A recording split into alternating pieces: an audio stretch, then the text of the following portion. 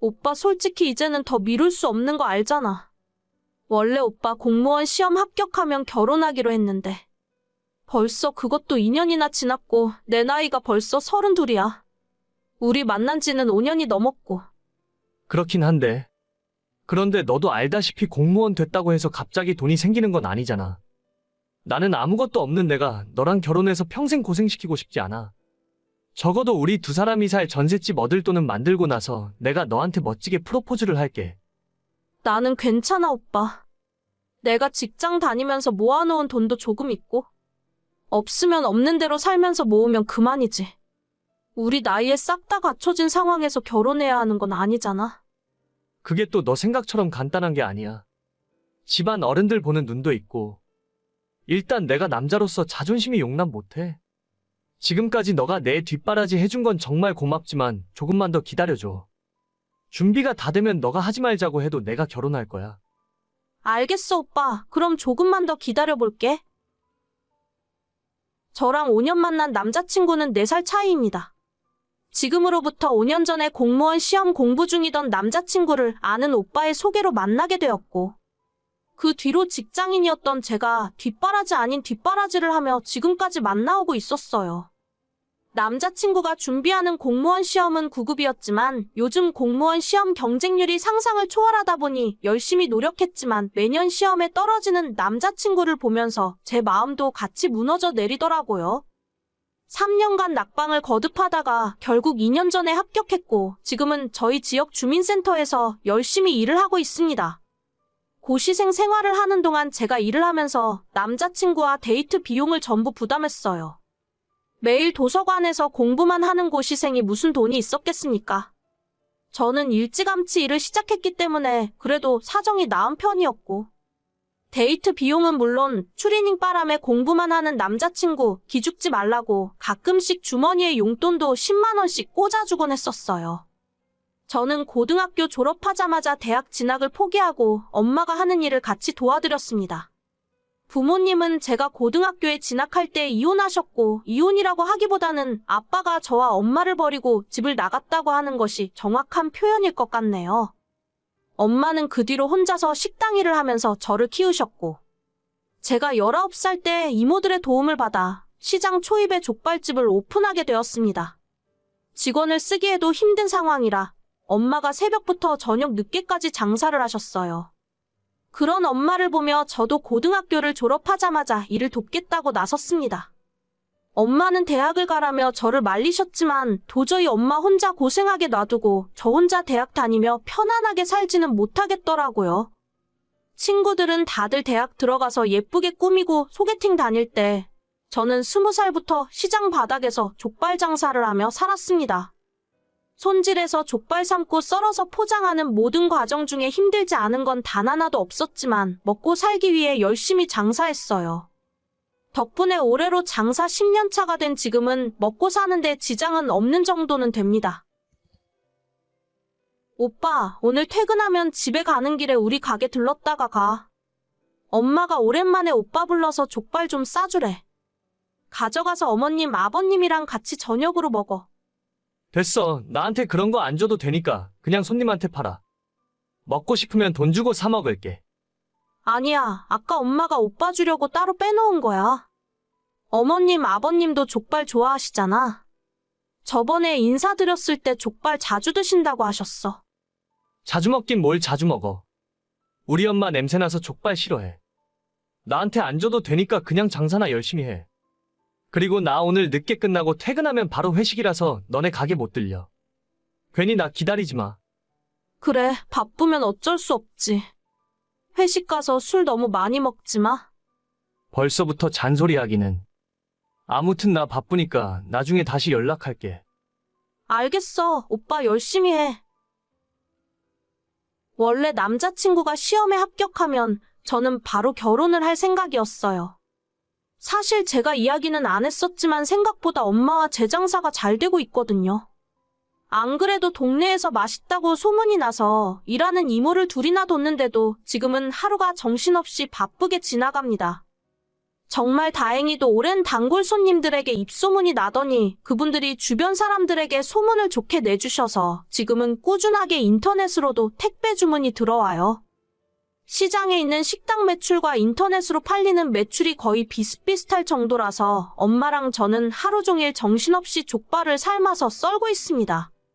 그렇게 장사가 잘 되는 덕분에 저는 진작에 남자친구와 함께 살 집을 한 채 장만할 수 있었지만 결혼 이야기가 진전이 되질 않으니 말할 타이밍이 없어서 지금까지도 집 이야기는 꺼내지도 못했습니다.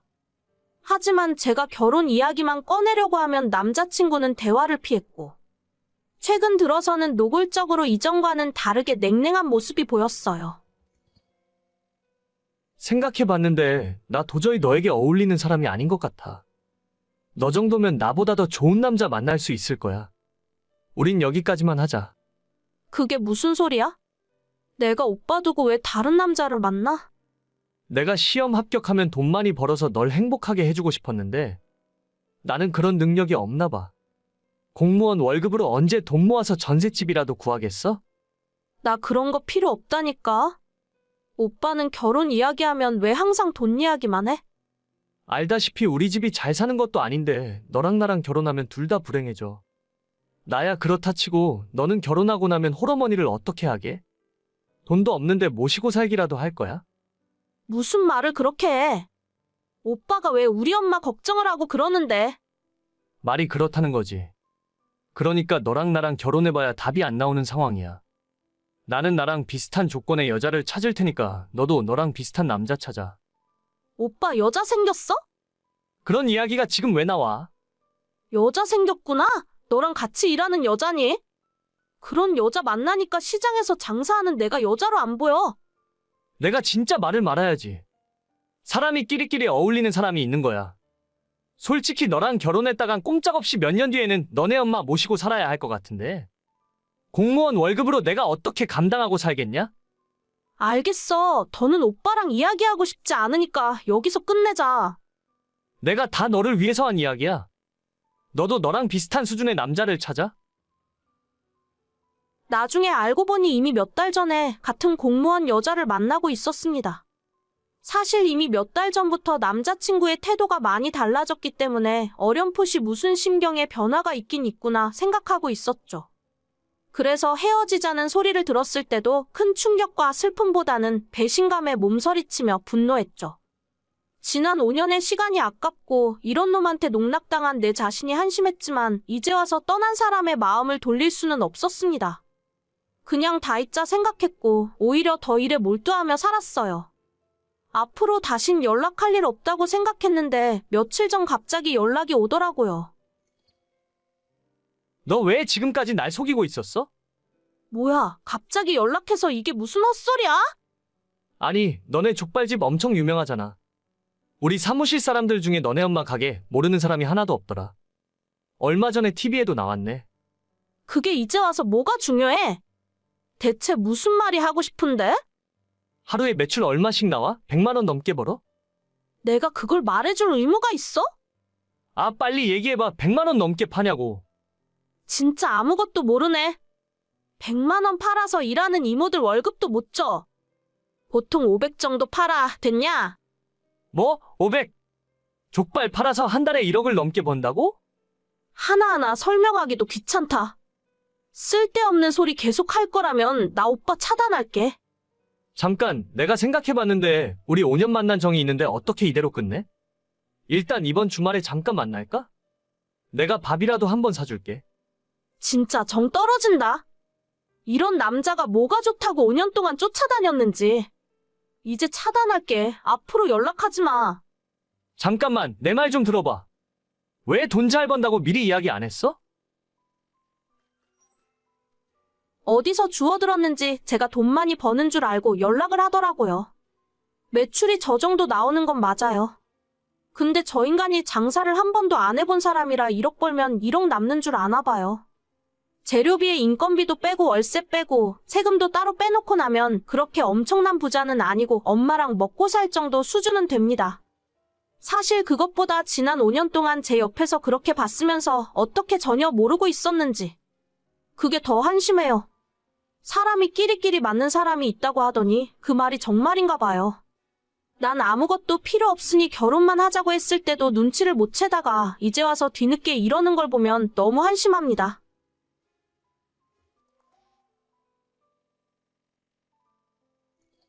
새언니, 청첩장 나왔어요? 내 친구들도 오빠 결혼식 축하하러 오겠다고 해서 청첩장 많이 필요할 것 같은데. 저한테 50장만 주세요. 아가씨 친구들이 그렇게나 많아요? 저희 청첩장 200장밖에 안 찍었는데. 일단 제 거 먼저 드리고 나중에 더 뽑으면 돼요.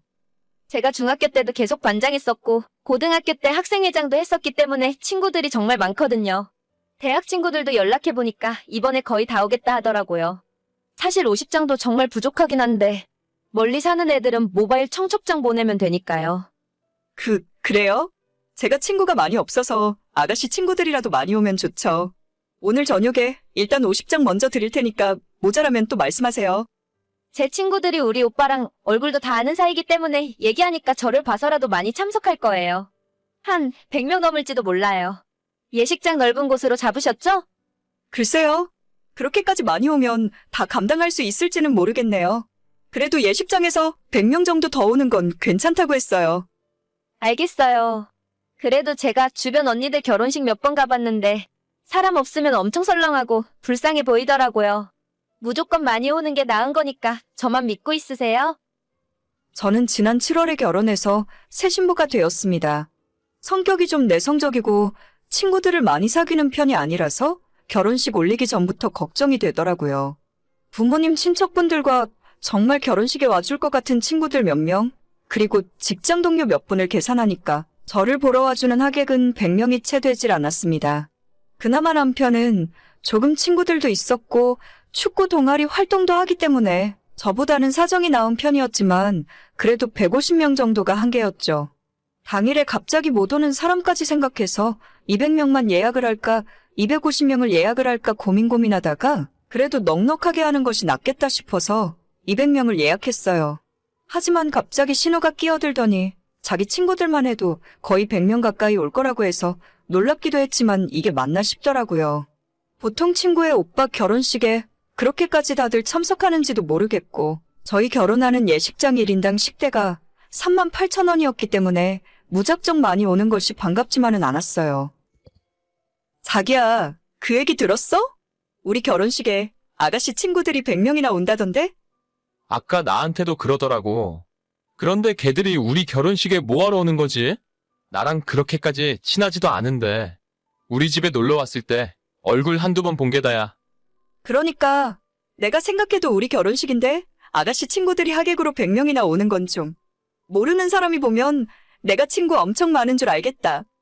그러게, 그냥 다 오라고 할까? 결혼식에 사람 많이 오면 좋잖아. 걔 친구들이 다들 사회초년생이라 돈도 얼마 없을 텐데. 그래도 본인 밥값 정도는 들고 오겠지. 밥값이야 뭐 축의금으로 해결되니까. 그럼 자기가 예식장에 전화해서 우리 결혼식 예약 인원 50명만 더 늘려달라고 이야기할래? 알겠어. 내가 이따가 전화할게. 걔네들이 축가 같은 것도 불러줄 수 있다고 하길래 그것까지는 필요 없다고 했어. 그래, 나는 잘 알지도 못하는 친구들인데 축가까지 부탁하긴 좀 그렇지. 아무튼 아가씨 덕분에 결혼식에 사람 많이 오겠다. 내가 고마워한다고 전해줘. 그때까지만 해도 사람 많이 오는 것이 뭐가 문제겠냐 싶었어요. 축하해주러 온다는 것 자체가 고마운 일이었고 저희 결혼식을 위해서 신우가 이렇게까지 신경 써주는 것이 너무 감동이었죠. 그로부터 몇 달 후 저희 결혼식 날에 사람으로 꽉 차 있는 예식장을 보니 정말 기분이 좋더라고요. 제가 친구가 별로 없어서 예식장이 썰렁할까봐 항상 걱정이었는데 신우 덕분에 성대하게 마무리할 수 있어서 너무 고마웠습니다. 나중에 다 마무리가 되고 한숨 돌리고 나면 신우에게 작은 보답이라도 해야겠다고 생각하고 있었죠. 하지만 고마웠던 마음이 결혼식 축의금 정리를 시작하게 되면서 당황스러운 마음으로 바뀌었어요. 결혼식 날에 너무 정신이 없어서 정확하게 세진 못했지만 신우 쪽으로 나간 식권이 최소 80장은 넘었습니다. 하지만 축의금 명부에 있는 친구들의 이름은 50명이 채 되지 않았고 그마저도 5만 원 냈으면 양반이고 보통은 3만 원에 1만 원 낸 사람도 많았습니다. 그중에 가장 악질은 3만 원 내고 식권을 4장 가져간 사람도 있었어요. 한 장에 3만 8천 원 하는 식권이 80장이나 나갔는데 신호 손님들이 내고 간 축의금은 다 합쳐도 120만 원밖에 안 되는 상황이었죠. 아무리 적게 잡아도 최소 200만 원은 적자였고 혹시나 제가 잘못 계산했거나 뭔가 빠뜨린 건 아닌가 싶어서 몇 번이고 다시 확인했습니다. 순간 골탕 먹이는 건가 싶어서 화가 났다가 생각해보니 신호 나이가 27인데 그 친구들이 돈이 있어봐야 얼마나 있겠나 싶었어요. 그냥 내 결혼식에 와준 것만 해도 감사하게 생각하자 싶어서 그냥 넘어가려 했는데 신혼여행 다녀오고 며칠 지나서 신호가 제게 연락을 하더라고요. 언니, 신혼여행은 잘 다녀왔어요? 우리 집에 한번 인사하러 올 거죠? 네, 가야죠. 아버님, 어머님한테 인사드리고 아가씨 줄 선물도 사왔으니까요. 진짜요? 내 선물까지 사왔어요? 다른 게 아니라 언니 결혼식 날에 내 친구들한테 들어온 축의금은 올 때 챙겨서 저한테 가져다 주세요. 네? 뭐라고요? 아가씨 친구들 축의금 낸 걸 돌려달라고요? 네, 맞아요. 제 친구들이 저 때문에 와서 낸 돈이니까 제가 가지는 게 맞죠. 나중에 친구들 결혼하면 제가 가서 갚아야 하는 돈이에요. 그래도 그건 계산이 좀 이상한 것 같은데요. 아가씨 친구들 와서 먹은 밥값이 있는데 무작정 축의금을 달라 하시면 저희도 곤란해져요.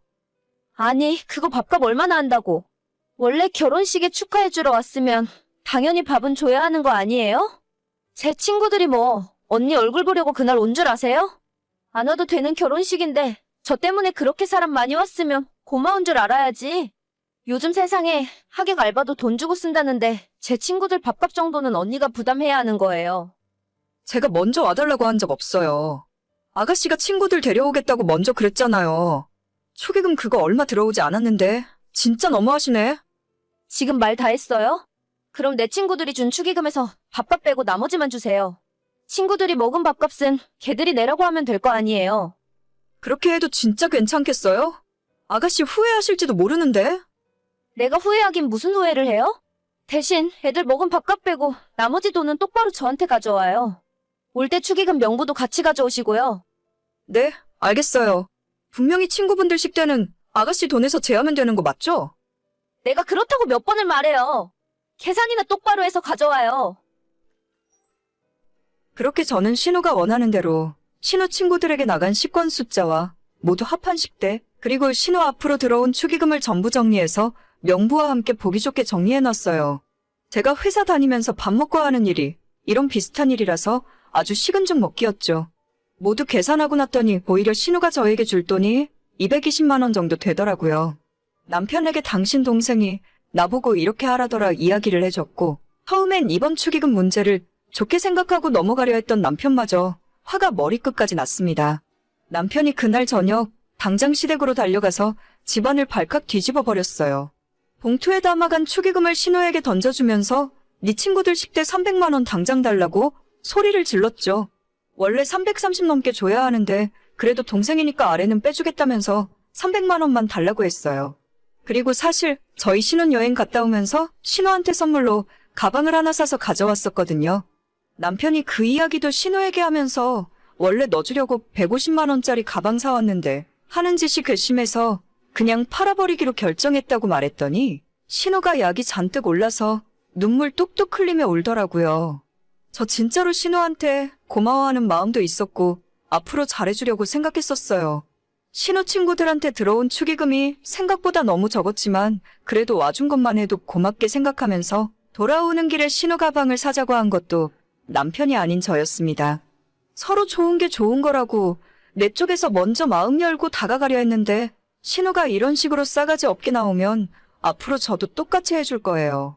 300만 원 정말 줄 때까지 맨날 이야기할 거고 끝까지 받아낼 겁니다.